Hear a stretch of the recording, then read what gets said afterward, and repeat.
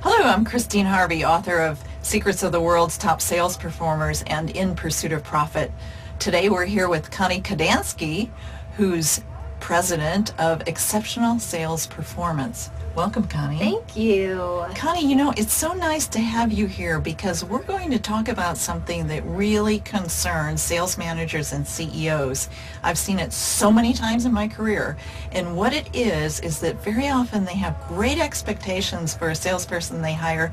They bring them on board and only to discover 2 weeks or 2 months later that person's not performing to those high expectations.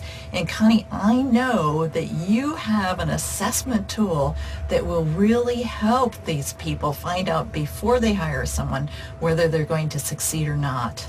Yes, we do. And it's the only assessment in the world that measures sales call reluctance. Sales call reluctance. Can you delve into that just a bit? Yes, sales call reluctance is the emotional hesitation to prospect and promote. Prospect and promote.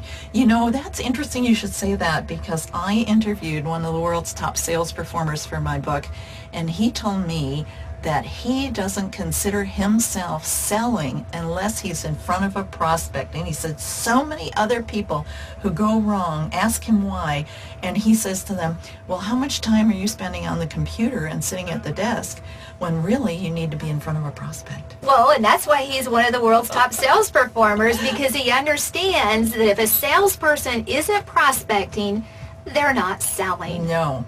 And so when we talk about this tool, sales call reluctance, are we only talking about telephones? That's a good question. Many people think that it's all about the telephone, but that's only one of the 12 types.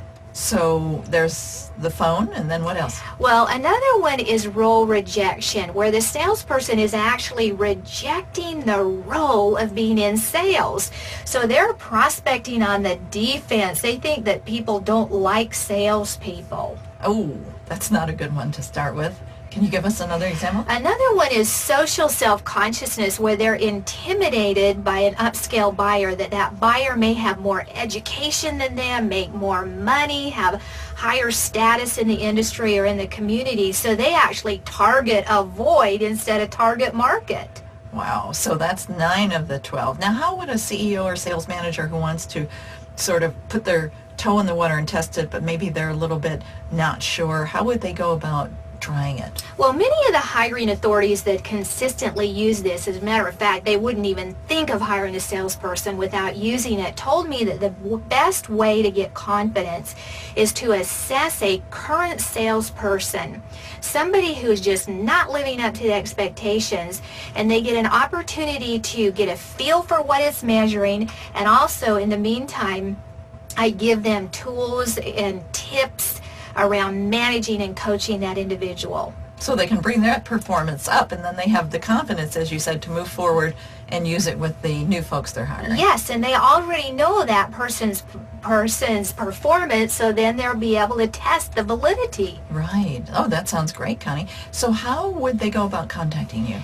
Exceptionalsales.com, through my website. Exceptionalsales.com. I'm Christine Harvey, and we've been talking to Connie Kadansky, exceptionalsales.com.